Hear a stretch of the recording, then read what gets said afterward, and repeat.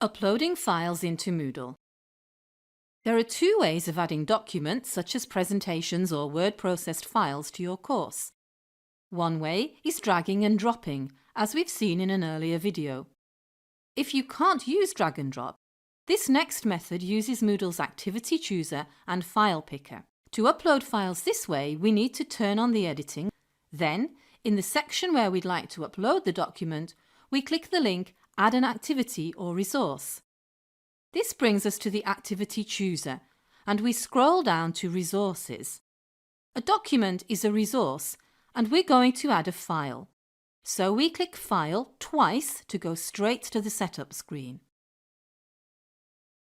Name is important because the name is what the students will see on the page when accessing it. The description is also important. You may or may not want a description, but if you do, and you want it displayed on the course page, tick the box.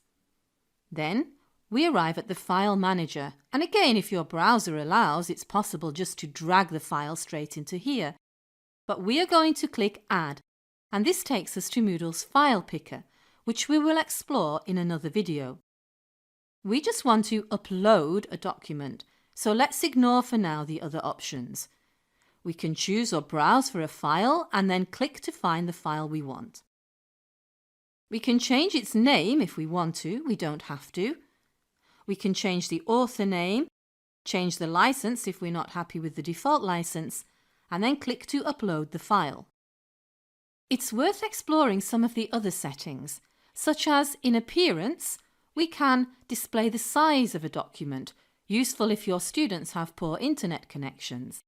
And we can also display when it was uploaded, so let's do that. If we now save and return to course, we can see our file displayed on the page with its upload date.